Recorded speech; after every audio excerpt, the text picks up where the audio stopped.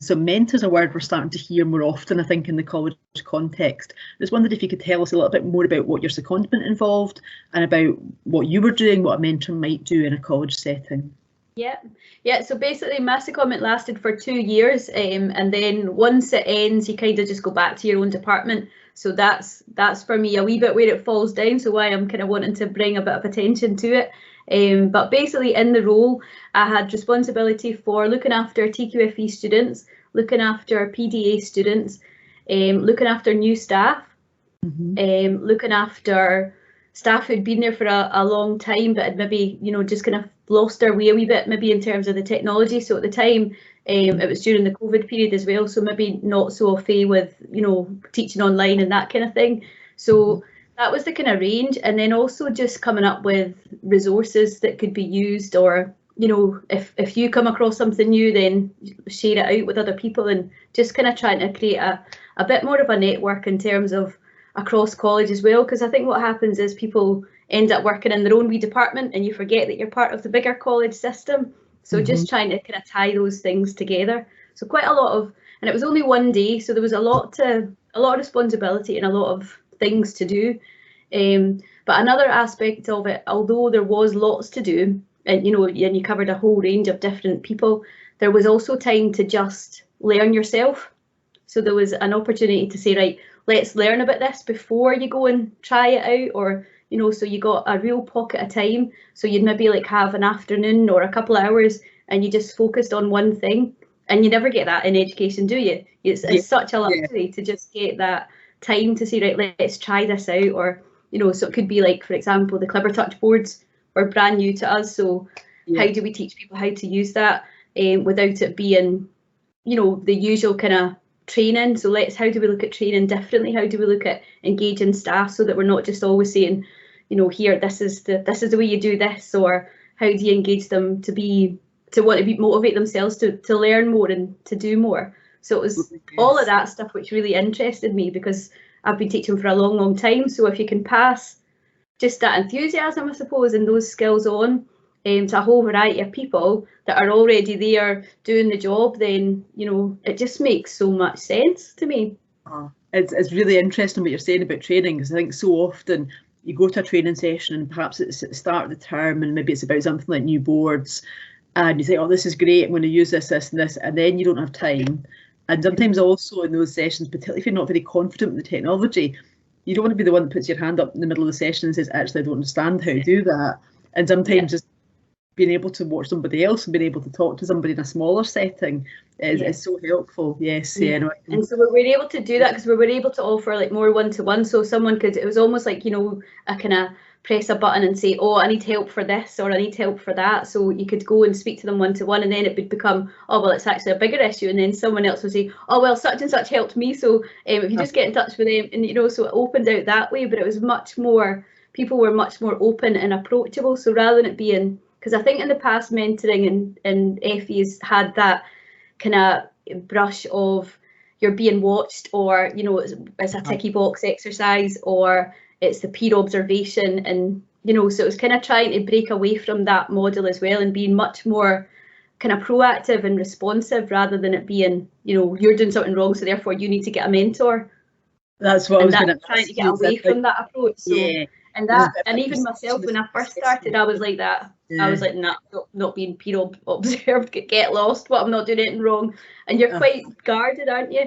But then I think what happens is with the TQFE, especially once you've done your TQFE and you be observed, then you very much get so much from that.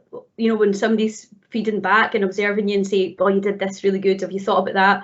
And it's very similar to that whole process. And then so what you're doing is empowering staff and going, well, actually, everyone loves a bit of praise. Who doesn't love a bit of praise when they see someone doing something well, and then encouraging other people. Such and such does it this way. Have you tried it this way? Or here's an example. And I think that's what's missing for me is the examples, because everyone talks a good talk, but there's very little people who will say, here's a resource and this is how I did it. Have a look. And that for me is really, really where mentoring kicks in, because you're an experienced lecturer and you've got all this, stuff that you've already teach. You've got loads of materials and you can just literally, it's a bit like that. the kind of open education, open source stuff. So you're passing all that on, and it doesn't need to be your area of expertise, but there's loads of stuff that you can share. I think so that's kind of where it was really exciting. I think so often, particularly if you're a more experienced lecturer, but I think sometimes for new lecturers as well, because you don't have the confidence to say it, sometimes the hardest thing is to say, actually, I'm not sure how to do this, or actually, I did that and it didn't work, and I could do with some help here. And I think very often, and I think you're right, it's about getting that culture of trust and that culture of professional learning where it's okay to say, actually, I need some help with this, actually, I need to know more about how to do that better. And I think it's that getting that culture, isn't it? I mean, I'm interested in you're saying you were perhaps sometimes helping quite experienced people who maybe weren't part of a formal TQFE programme. How did that come about? Were people able to say, actually, I'd like some help with, using Teams, or I'd like to get some training in this? Were people requesting that, or was it a referral process? So there was a referral process, so there was lots of different ways that they could get in touch. So for some it was the old-fashioned, the CM would request some some support for someone, and that might have kind of negative connotations, but then when they came to us, we would kind of knock that out the water a wee bit and say, well, let's focus on the stuff that you're doing well, and how can we support you to maybe just address a couple of wee things. So just taking that supportive role, I think, was really important, and breaking those barriers down a bit and being very gentle. So it could just be taking them for a cup of coffee, and building up that trust. So you would build up that trust to begin with. It wasn't always, and some people were still resistant, but then it was about saying, well, that's okay, but remember that you've had the offer. So if you say no to it and then you get yourself in a pickle, or you decide that you need help, then feel free to come back, but don't just shut us off at the first opportunity. Come in and watch a class. So there was that opportunity as well. So rather than saying, the old-fashioned observation, I'm going to come into your class and I'm going to observe, we kind of turned it on its head and said, you come in and watch me do a class. You come in and see what I'm doing and see, what's happening. And it might not be an exciting class. It might not be, it's just a run-of-the-mill, but you're maybe doing something, like using Flipgrid or using Teams in a different way, or just using it didn't really matter, just doing some dynamic group work or whatever it was that you were doing. It could be nothing too special, but just come in and see what happens in other people's classes. Don't have the door shut all the time. So, and I think that was really important, because that was nice for people to go, all right, okay, so that's like a 2-hour lesson and that's how you structure it.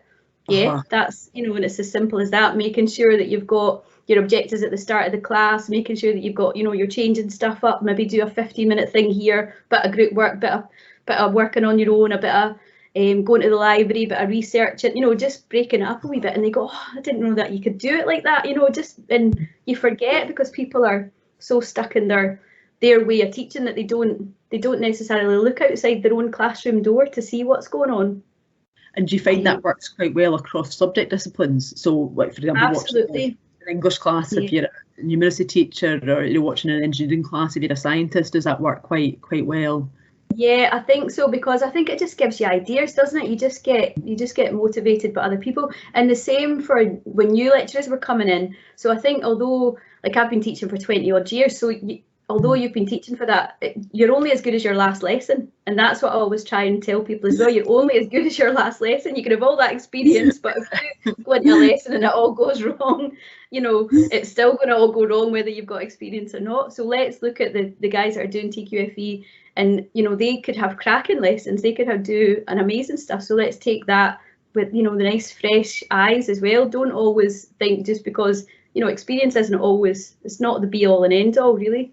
So it's a bit, putting them in a spotlight as well, and saying, no, this is a good lesson, and what you did was really well. Can we use that? Can we take that, and can we kind of showcase that? Or would you be willing to share it, or would you be willing to come in and speak? So trying to encourage other people as well. So although we're the wee mentoring team, we would be like, oh, but such and such is doing this kind of thing, so can we bring them in, and can they do a bit of the staff development this year, or can they do, because I think when you're learning from your peers, it's much more interesting than being kind of told from the top down. So I think our idea of the staff development and developing that forward, and the mentoring is kind of trying to have a kind of from the bottom up, rather than it always being managed. We've got there's always a new thing, isn't there? So it's like management go, you need to do this year, and then you're like, oh my god, done that, and it comes in cycles. So trying to get it so that it's coming from the lecturers up to just empower people and make them, because it's a tough job, you know, it's not, and we get a tough press, don't we? So it's kind of, yeah, you're stuck in the middle. So any support is better than none. That's absolutely brilliant.